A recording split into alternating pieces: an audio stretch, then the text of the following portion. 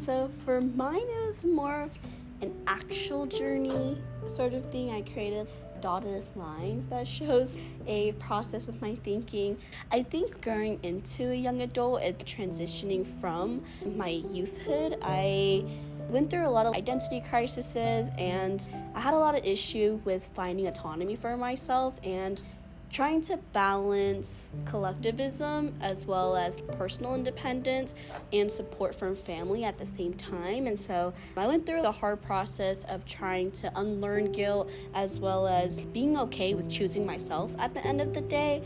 And then as I grew into a young adult, and thankfully I met Hip right when I became a young adult. So I did a lot of thinking and heart work and loving and journaling and learning about affirmations and how to teach myself that and really allow myself to internalize it, where I'm now reframing that for myself and redefining it. And so I'm really wanting to learn for myself how to invest in collective care and what that means for me. And for me, I think so far what it means is I am investing in my own personal care and understanding that we're all indirectly interconnected to each other, or directly, that my care really stems from community and as well as combating systems of power, because that's how I will fully invest in care for myself. And I think it also has to do with transforming my life and the lives around me.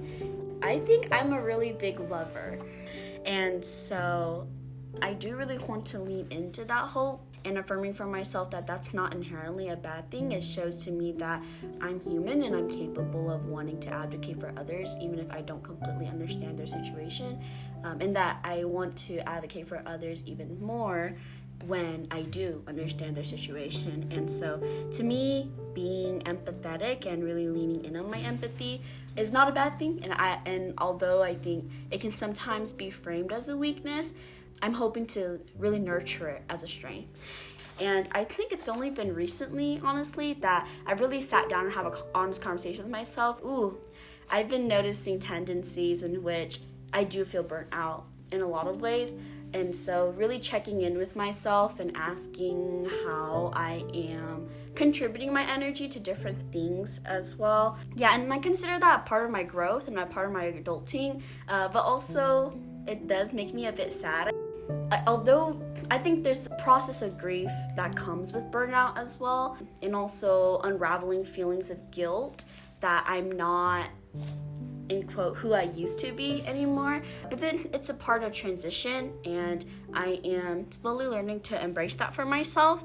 And yeah, but liberation to me is being able to unapologetically love and give to folks who care about me and who I also care about. That also undergoes redefinition over the years and over the course of a lifetime.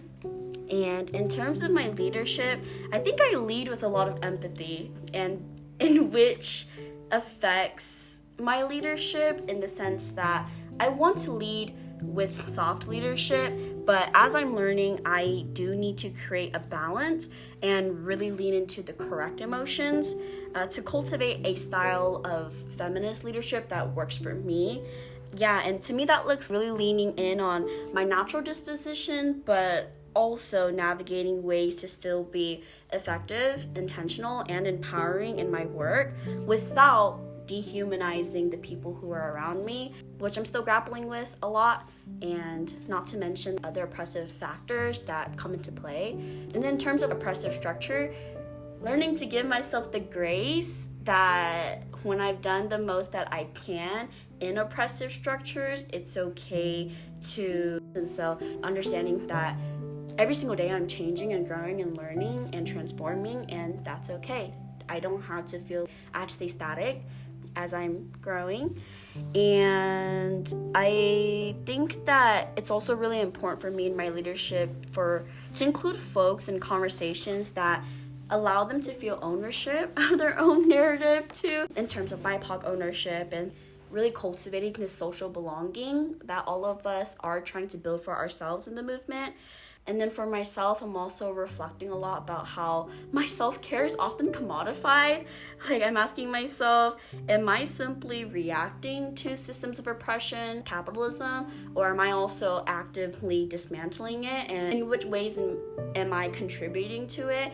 And in what ways am I actually resisting these power structures? And then I'm always wanting to stray away from reactionary methods, just because for me, as I've seen, it doesn't work that well when I'm super reactionary to oppressive structures. And so I'm needing to take a step back and reflect.